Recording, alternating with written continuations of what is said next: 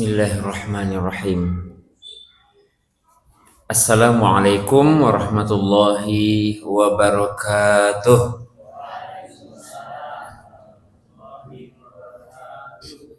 Saya ulangi sekali lagi.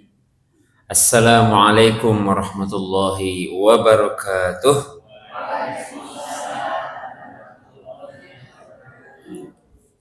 Ya, tidak apa-apa diingatkan selalu untuk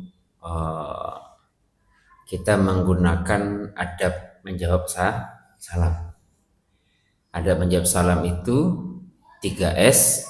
S pertama adalah sempurnakan sikap, S kedua adalah sempurnakan bahasanya.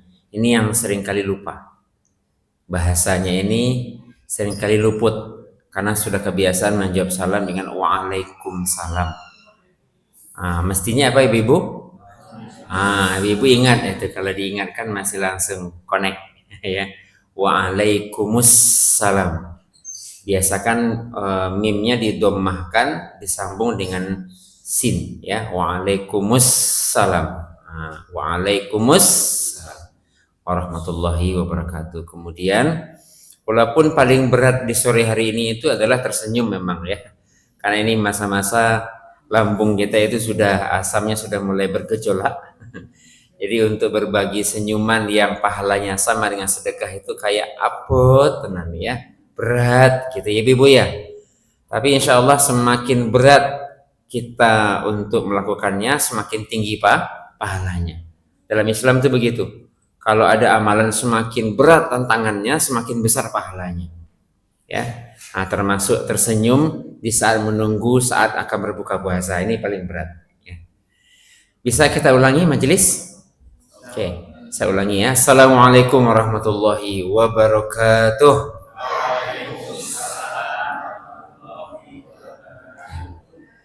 Alhamdulillahirabbil alamin. Wa bihi nasta'in ala kulli umuri dunya waddin. Asyhadu an la ilaha illallah wa asyhadu anna Muhammad Rasulullah sallallahu alaihi wasallam. Allahumma salli wa sallim wa zid wa barik wa an'im ala sayyidina Muhammadin sallallahu alaihi wasallam wa ala alihi wa ashabihi wa man tabi'ahum bi ihsanin ila yaumiddin, amma ba'du. Faqala Allah Ta'ala fil Qur'anil Karim, A'udzu billahi minasy syaithanir rajim.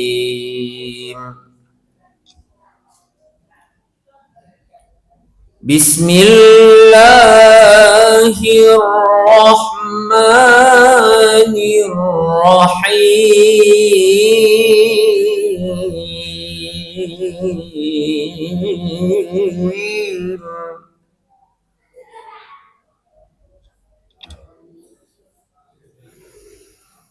الذين آمنوا وتطمئن قلوبهم بذكر الله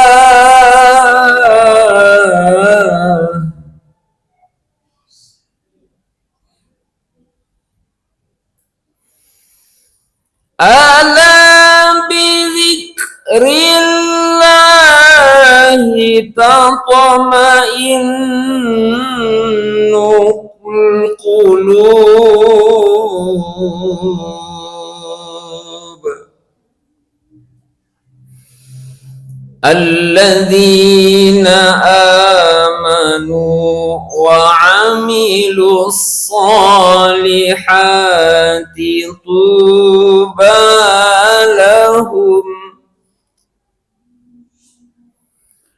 طوبى لهم وحسن مآب.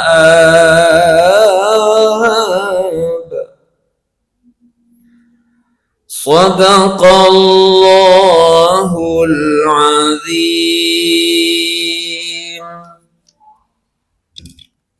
Allahumma arhamna bil Quran. Yang sama kita hormati Ketua Takmir Masjid Al-Kautsar dan seluruh pengurus takmir yang dimuliakan Allah Subhanahu wa taala. Kemudian Bapak Ibu, para jamaah shaimin wa shaimat yang saya doakan mudah-mudahan ibadah puasa Ramadan kita diterima Allah Subhanahu wa taala. Mudah-mudahan Ramadan yang masih tersisa diberikan kekuatan kita untuk melaksanakan ibadah di dalamnya, dan di akhir Ramadan semua jamaah Al-Kautsar mendapatkan berkah Lailatul Qadar. Alhamdulillah, kita bersyukur kepada Allah Subhanahu wa taala atas nikmat yang kita terima sampai hari ini. Ini Ramadan kita sudah mau menuntaskan 20 hari kedua. Ya. Beberapa hari lagi akan masuk 10 yang ketiga dalam ibadah puasa Ramadan kita. Dan tentu saja sebagaimana yang kita sudah ketahui bersama bahwa bulan Ramadan ini adalah bulannya Al-Quran. Ramadan ini menjadi istimewa asbab diturunkan di dalamnya Al-Quran. Semua kita sudah memahami dalilnya. Ada dalam surah Al-Baqarah ayat 180 berapa Bu? 185. Ya. Kan ayat tentang puasa itu dalam Al-Baqarah dari 183 sampai 188. Nah, di ayat yang ke-185 itu disebutkan dengan jelas. Bismillahirrahmanirrahim. شهر رمضان الذي أنزل فيه القرآن. Jelas disebutkan di situ bulan Ramadan adalah bulan diturunkan di dalamnya Al-Quran. Sehingga yang membuat Ramadan itu menjadi istimewa adalah adanya Al-Quran. Bahkan malam yang disebut dengan 1000 bulan, jadi malam yang kalau kita beribadah itu nilainya lebih baik, khairum min alfi syahr, itu malam apa? Lailatul Qadar. Itu mulianya malam itu sebabnya ada dua. Yang pertama adalah karena diturunkan di dalamnya Al-Quranul Karim. Yang kedua adalah turunnya malam itu seluruh malaikat Allah di langit turun ke bumi termasuk malaikat Jibril. Tanazzalu malaikatu warruhu fiha biizni rabbihim. Jadi itu yang membuat malam itu menjadi istimewa. Tetapi keistimewaan pertamanya adalah asbab diturunkan padanya Al-Quran. Nah, kalau dalam sejarah Quran Bapak Ibu, Quran itu diturunkan 2 kali. Yang kali pertama dari Lauhil Mahfuz sampai ke Baitul Izzah, ke langit dunia ini turun semuanya 30 juz, 6.236 ayat, 114 surah. Lengkap sepenuhnya turun dari Lauhil Mahfuz ke Baitul Izzah. Walaupun sampai sekarang belum ada peneliti yang bisa menemukan di mana sih Baitul Izzah itu ya, itu nggak tahu ya. Yang penting jauh di sana, di langit dunia. Kemudian dari Baitul Izzah tahap turun yang kedua. Dari Baitul Izzah ke Nabi Muhammad sallallahu alaihi wasallam berangsur-angsur selama kurang lebih 23 tahun. Ya, 13 tahun periode Mekah, 10 tahun periode Madinah. Nah, kalau buat kita sekarang Al-Qur'an ini sudah turun semuanya nih, ya. Dan kita sudah termasuk pewaris dari Nabi sallallahu alaihi wasallam berupa Al-Qur'an ini. Sehingga bagaimana sekarang Al-Quran yang kita baca ini bisa memberikan efek lahir batin kepada kita yang berinteraksi dengannya. Karena hari ini kalau kita lihat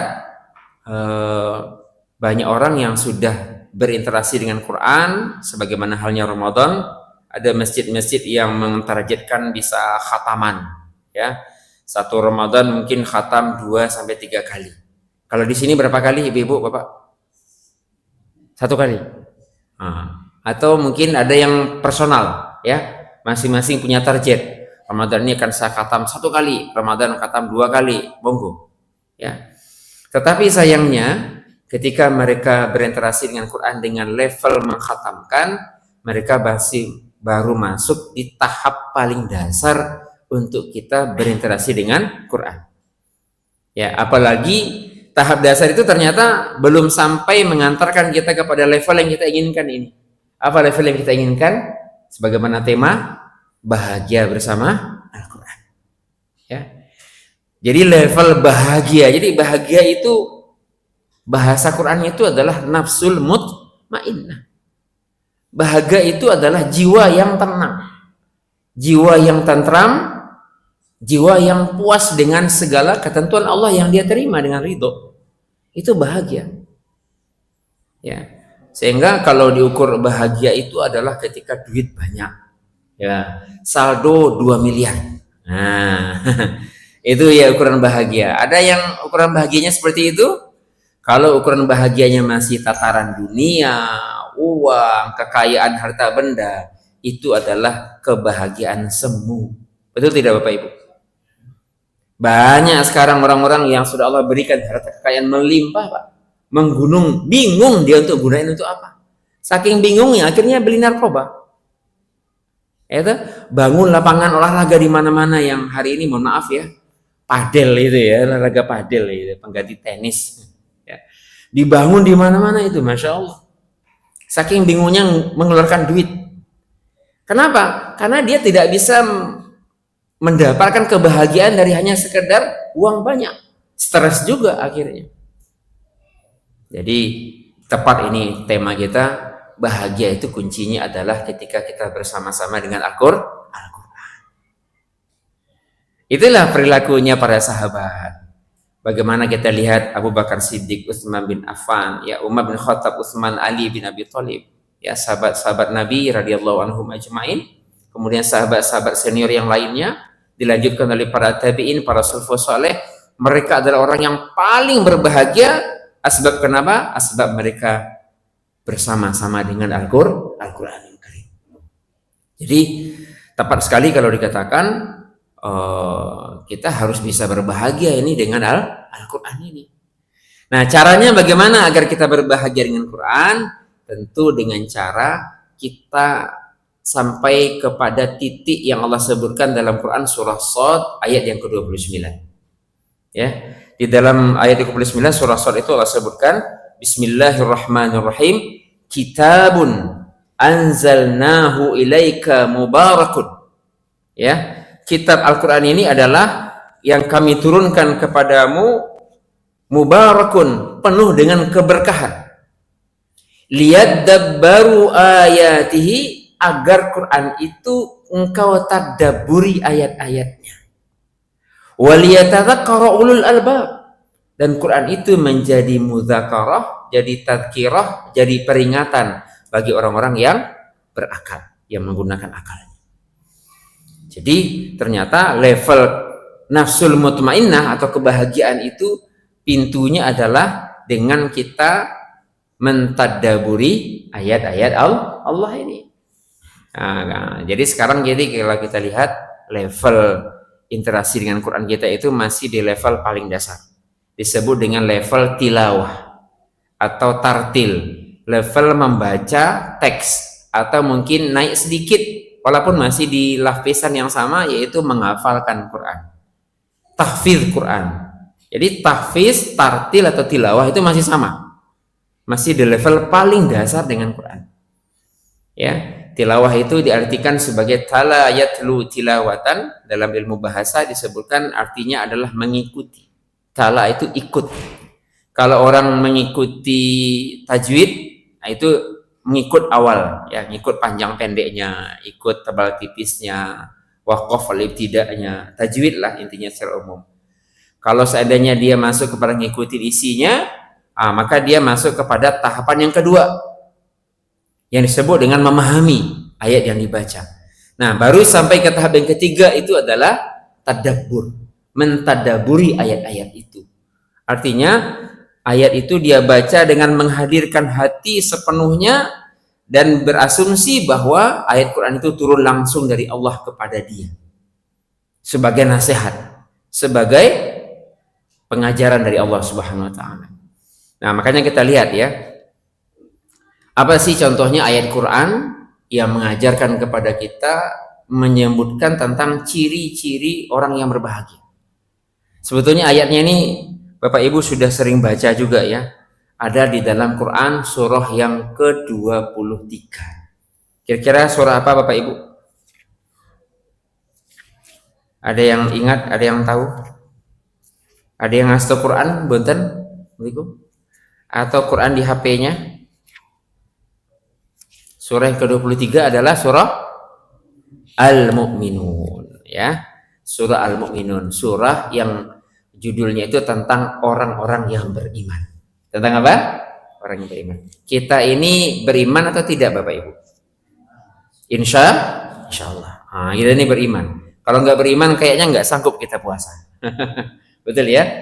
Karena puasa ini hanya bisa dilakukan oleh orang yang beriman. Sehingga seruannya adalah ya ayyuhalladzina amanu. Nah, Bapak Ibu jamaah yang dimuliakan Allah Subhanahu wa taala. Kita ingin lihat bagaimana cara Quran mengajarkan kepada kita tentang bahagia itu seperti apa sih ciri-cirinya? Orang muslim yang berbahagia pasti yang pertama adalah dia berinteraksi dengan Al-Quran. Ya. Nah, dari Quran itulah mereka tahu bagaimana ciri orang yang berbahagia menurut Allah, menurut Islam. Nah, disebutkan ini di sini dalam Quran surah Al-Mu'minun yang terbentang dari ayat 1 sampai kepada ayat yang ke-11. Apa bunyi ayatnya? Saya bacakan. A'udzubillahi minasyaitonirrajim. Bismillahirrahmanirrahim. Qad aflahal mu'minun alladzina hum fi salatihim khashi'un walladzina hum 'anil lagwi mu'ridun والذين هم للزكاة فاعلون والذين هم لفروجهم حافظون إلا على أزواجهم أو ما ملكت أيمانهم فإنهم غير ملومين فمن ابتغى وراء ذلك فأولئك هم العادون والذين هم لأماناتهم وعهدهم راعون والذين هم على صلواتهم يحافظون أولئك هم الوارثون الذين يرثون الفردوس هم فيها خالدون صدق الله العظيم. Masya Allah. Bapak Ibu jamaah yang muliakan Allah Subhanahu wa taala. Dengan rinci, dengan teratur dan tertata Allah menuntun kita nih. Jadi kalau ada yang pengen tahu apa sih resep bahagia itu, apa tanda orang berbahagia, baca surah ini. Ya, baca surah ini. Artinya kalau dia pengen bahagia, baca Quran. Baca Quran dengan apa? Dengan cara apa? Dengan cara mentadaburi ayatnya. Tidak bisa kemudian kayak ayat ini nih tadi nih, Bapak Ibu baca atau baca terus langsung bahagia. Nggak bisa ternyata. Walaupun memang ya ada yang mengatakan bahwa kalau kita sudah baca Quran itu sudah membuat hati menjadi tenang, betul. Ya. Jadi bacaan Quran itu sendiri dari bunyinya, dari lafalnya itu sudah membuat kita jadi tenang. Bisa kita lihat ya. Nah, cuman tenangnya itu bukan berarti pas baca Quran ngantuk, itu bukan tenang ya. Nah, itu penyakit ya. Walaupun betul juga sih ya, banyak kali kalau sudah hadir di pengajian baca Quran itu jamaah itu tenang, nafsul mutmainnah. Saking tenangnya sampai ngantuk gitu ya. Oke. Enggak apa-apa, itu berkah dari Quran yang bikin mata ngantuk. belum salaman sudah ngantuk. Gitu-gitu ya. Beda kalau buka HP nggih Bapak Ibu. Kalau buka HP sampai lowbat itu baterainya enggak ngantuk-ngantuk. Ya. Sampai scroll entek baterainya entek kuotanya enggak akan berhenti itu biasanya begitu. Ya, nauzubillah ya itu fitnah akhir zaman ya, setan gepeng gitu ya. Kalau salah dalam menggunakannya. Nah, kita lihat di sini. Yang pertama, orang yang berbahagia menurut Quran itu atau bersama dengan Quran adalah yang pertama tentu saja orang-orang yang beriman. Ya. Beriman itu membahagiakan. Karena iman itu artinya adalah yakin, percaya kepada Allah dan Rasul. Ada 6 rukun iman kan? 6 rukun iman. Rukun iman kita ada berapa Bapak Ibu? Halo? 6 ya, jangan berkurang ya, bahaya. Kalau 5 jadi pindah kita. Ada kan kelompok yang mengaku Islam tapi rukun imannya 5. Ah, itu salah itu. Ya, itu kelompok-kelompok yang imamnya kemarin sudah dibom sama Amerika itu ya. Ah, itu kan kelompok-kelompok yang rukun imannya 5. Kalau kita 6. Iman kepada Allah, iman kepada apa yang kedua? Malaikat. Yang ketiga? Kepada kitab. Yang keempat? Rasul. Yang kelima? Hari akhir. Yang keenam? Qada dan qadar. Itu rukun iman kita. Jadi orang yang beriman itu dia akan berbahagia. Jadi manusia itu akan berbahagia sepanjang dia beriman kepada Allah dan Rasulnya. Tidak akan muncul kebahagiaan bagi orang yang tidak ada kepercayaan kepada Allah dan Rasulnya. Sulit ya. Makanya tadi disebutkan dalam surah Ar-Ra'd yang kami baca juga di awal, Allah Subhanahu wa taala berfirman, "Walladzina amanu wa tatma'innu qulubuhum bi dzikrillah." Jadi orang-orang yang beriman itu akan tentram hatinya, akan tenang jiwanya kalau dia ingat kepada Allah. Nah, maka ini adalah kelompok orang-orang yang berbahagia. Jadi kalau dapat nikmat dia ucapkan alhamdulillah. Sedikit saja dia terima alhamdulillah. Diberi oleh Allah ujian, sakit, ya dia selalu ingat kepada Allah Subhanahu wa taala. Jadi lisannya itu penuh dengan zikrullah. Kena musibah baca innalillahi wa inna ilaihi rajiun. Kemudian bertemu dengan urusan yang tidak sesuai dengan harapan. Sudah berencana A, malahan Allah izinkan. Oh, berencana mau bal-balan yang tahu hujan, gitu ya. Atau mau berangkat tarawih ke Masjid Syekh Zaid, rasanya hujan deras gitu ya. Apa yang diucapkannya? Qaddarallahu ma syaa fa'al. Dia tidak mengeluh. Tidak ada keluhan yang muncul dari lisan orang-orang yang beriman. Makanya kebahagiaan yang hadir dalam diri mereka. Diberi nikmat mereka bersyukur, diberi ujian mereka bersabar. Itu ciri khasnya orang yang beriman. Jadi nggak ada keluhan, tidak ada merasa ditinggalkan oleh Allah Subhanahu wa taala, tidak. Karena setiap takdir bagi orang yang beriman itu adalah sebuah kebaikan. Nah, ini ciri pertama. Maka orang beriman itu adalah orang yang disebut berbahagia. Qad aflahal mu'minun. Berbahagialah orang-orang yang beriman. Kan aflaha itu kan diartikan sebagian oleh terjemahan itu menang ya. Jadi sungguh menanglah orang yang beriman. Jadi menang dalam konteks apa nih? Ternyata dalam tafsir disebutkan al-aflaha itu adalah sa'adah, kebahagiaan, sakinah, mutmainnah, ketenangan. Itu adalah kemenangannya orang-orang yang beriman. Yang pertama. Kemudian yang kedua, yang menjadi ciri bahagianya orang beriman itu adalah alladzina hum fi salatihim khashi'un. Orang yang akan berbahagia adalah orang yang apabila mereka sholat dengan khusyuk. Sholat dengan menghadirkan perhatian sepenuh-penuhnya. Akan sulit dia akan mendapatkan kekhusyuan dalam sholat, apalagi alih-alih mendapatkan kebahagiaan dan ketenangan, kalau dia nggak bisa khusyuk. Gimana itu? Ada yang mengatakan khusyuk itu harus menyatu dengan Allah. Wah, jadi seolah-olah ada metode, dulu pernah ada metode sholat khusyuk ya. Itu seolah-olah kita bisa lihat jasad kita yang sedang sholat. Jadi kita tahu rohnya kita terbang, kita lihat kita lagi sholat gitu khusyuk ya. Itu sulit menurut saya yang masuk ke wilayah-wilayah seperti itu ya. yang menjadi ciri yang mudah itu khusyuknya. Caranya bagaimana nggih Bapak Ibu?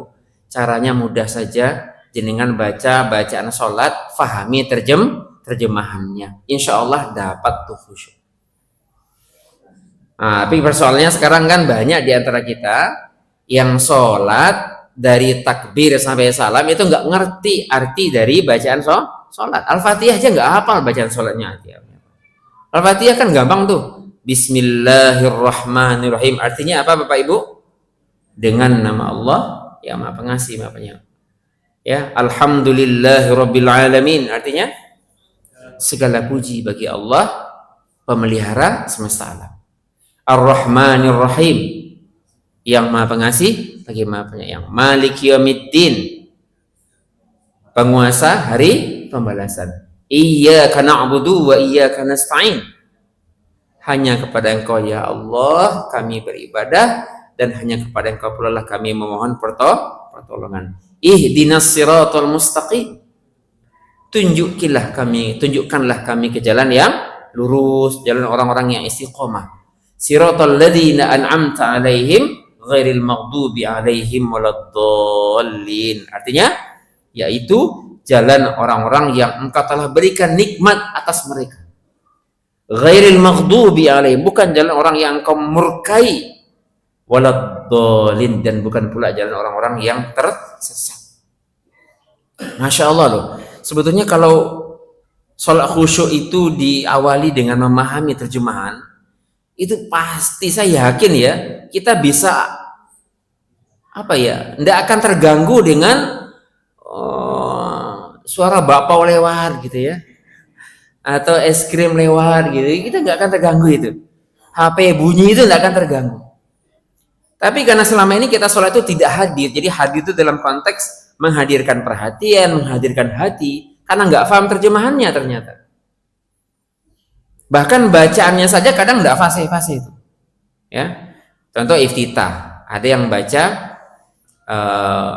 Allahumma at-tahiyyat Allahumma ba'id baini wa baina khotoyaya, atau wajjahtu wajhiya lilladzi fataras samawati wal arda hanifam muslima. Kadang kebalik-balik, wa ma ana minal musyrikin, tapi dibaca wa ma ana minal muslimin, karena tidak memahami terjemahannya. Ya, inna salati wa nusuki wa mahyaya wa mamati lillahi rabbil alamin la syarika lahu wa bidzalika umirtu wa ana minal muslimin, kebalik, wa ana minal musyrikin. Ya, naudzubillah. Sebab kenapa? Sebab teksnya sudah jarang dibaca, mengandalkan hafalan sekian puluh tahun yang lalu, kemudian tanpa memahami terjemahannya, sehingga kita nggak sampai kepada khusyuknya sholat. Dan kalau sholat tidak khusyuk, sholat kita tidak berbuah. Kalau sholat tidak berbuah, sulit akan mendapatkan kebahagiaan. Jadi orang bahagia itu orang yang hadir berkomunikasi dengan Allah, sholatnya khusyuk. Sehingga disebutkan di dalam ayat ini kan, alladzina hum fi sholatihim khasyi'un. Ya, jadi cara orang yang beriman itu adalah orang-orang yang mereka sholat di dalam khusyuk di dalam sholatnya, ya, bukan an sholatihim tapi fi sholatihim. Jadi mereka itu adalah orang-orang yang khusyuk di dalam sholatnya itu. Nah, ini yang kedua. Kemudian yang ketiga, walladzina hum anil laghwi mu'ridun. Orang yang akan berbahagia dengan Quran itu adalah orang-orang yang mengurangi minimal ya, atau menghindarkan diri dari perbuatan dan perkataan yang tiada berguna, yang sia-sia, yang disebut dalam bahasa lagho. Lagho memang cenderung kepada ucapan ya, tetapi dalam tafsir lagho juga bisa kadang di perbuatan. Jadi dia nonton bioskop bermanfaat atau tidak Bapak Ibu? Bermanfaat atau tidak kalau nonton bioskop? Mending nonton filmnya ya kan? Kalau bioskopnya tuh yang ditonton tidak ada manfaatnya. Ya, artinya maknanya di sini kalau silakan ya, mungkin yang suka nonton, tapi pastikan tontonan itu bermanfaat. Ada pesan-pesan di dalamnya, pesan-pesan kemasyarakatan, pesan-pesan dengan keluarga, pesan keagamaan mungkin juga ada kali ya. Contoh ada film apa yang pernah saya lihat itu di bioskop, atau tuh Tidak laku filmnya, tapi cukup bagus ya. Mengaku Rasul kalau nggak salah saya. Ya, mengaku Rasul. Wah, filmnya itu ya. Mengaku Rasul. Kemudian ada juga Indama Yusabbihul Hub. Wah, itu filmnya. Ketika cinta bertasbih. Pernah nonton itu? Ya, waktu itu anu aja, gayang-gayangan aja. Dan pernah juga saya diajak ponakan waktu itu, waktu dia berkunjung ke Solo sekian tahun yang lalu. Tak ajaklah ke salah satu bioskop di Solo ini nonton, diajak film Transformer. Lah saya kan nemani ponakan nih, jauh-jauh dari Sumatera sana. Oke, melu Transformer gitu kan. Ini film ini apa ya? Seru juga sih, seru juga ya. Karena permainan komputer itu kan, robot bisa berubah jadi mobil segala macam. Tetapi saya rasakan keluar dari bioskop itu, saya tanya kepada ponakan saya, apa manfaatnya dari film itu kamu tonton? Nah, enggak ada om katanya. Cuma senang-senang aja. Nanti bisa cerita kawan-kawan saya udah nonton Transformer gitu ya. Lah, kalau nggak ada manfaatnya buat apa ditonton? Ini namanya lagho. Perbuatan yang sia-sia. Maka orang beriman yang akan berbahagia itu adalah mereka menghindarkan diri dari perbuatan dan perkataan yang sia-sia. Nabi sudah katakan juga, min husni islamil mar'i tarkuhu ma la ya'ni. Di antara ciri baiknya keislaman seseorang itu adalah dia meninggalkan perkataan dan perbuatan yang tiada berguna. Hindari. Apalagi maaf ya, pakai itu HP itu, setan gepeng gitu ya. Hati-hati banget ya, scroll screen time-nya ya. Itu sudah berjam-jam tanpa disadari dan tidak ada manfaat sama sekali, bahkan menimbulkan dosa. Oke. Yang berikutnya, yang keempat, apa ciri orang yang berbahagia bersama dengan Quran atau menurut Quran adalah walladzina hum lizzakati fa'ilun. Adalah mereka yang membayarkan zakat. Zakat itu adalah perwakilan dari sedekah yang dikhususkan waktunya, dikhususkan jumlahnya. Artinya hakikatnya adalah senang berbagi. Nah itu. Jadi orang-orang yang berbahagia itu adalah orang yang senang berbagi. Kan pernah diceritakan ada saya kutip ya dari cerita seorang guru kami, ketika ada seorang yang kaya raya yang dengan kekayaannya ternyata dia nggak menemukan kebahagiaan hidup. Rumah sebesar itu, masya Allah, kendaraan mobilnya dia bisa pilih di garasinya model macam-macam, semuanya di atas sekian puluh M satunya gitu ya. Tapi dia nggak menemukan kebahagiaan. Kemudian berkonsultasilah kepada seorang guru ngaji, dan kemudian ustadz itu mengajak beliau untuk pergi, kita keluar ya Pak. Ya, satu hari di siang hari naik mobil, salah satu mobil terbaik yang beliau punya. Orang kaya nih. Kemudian ternyata ustadz tadi mengajak bapak itu mampir di sebuah warung Padang. Ya, saya ceritanya warung Padang aja yang paling gampang ya. Warung Padang. Belilah beberapa bungkus nasi Padang. Mungkin ada yang karetnya satu, ada yang karetnya dua. Ya, artinya kalau karetnya satu itu kurang pedes ya. Kalau karet dua pedes gitu ya. Mungkin ada yang isinya dendeng, rendang, apalagi wah ini bahaya nih. Kalau ingat nasi Padang saudara-saudara ya. Dibeli beberapa bungkus, kantong kresek gitu, dibawa ke dalam mobil. Orang kaya tadi yang suruh beli, bapak yang beli, gitu kan? Ustadz tadi nunggu di mobil. Di mobil. Jadi yang turun pergi membeli ke warung Padang adalah bapak tadi, yang nggak pernah merasakan kebahagiaan selama ini. Kemudian berhentilah di satu tempat di sebuah perkampungan kumuh di bawah jembatan, ya. Kemudian ustadz ini bilang, Pak, bapak lihat enggak itu rumah-rumah reot itu, ada orang-orang, ibu-ibu, bapak-bapak tua yang lagi duduk di sana, Pak. Ini bapak bawa ini. Apa Ustaz?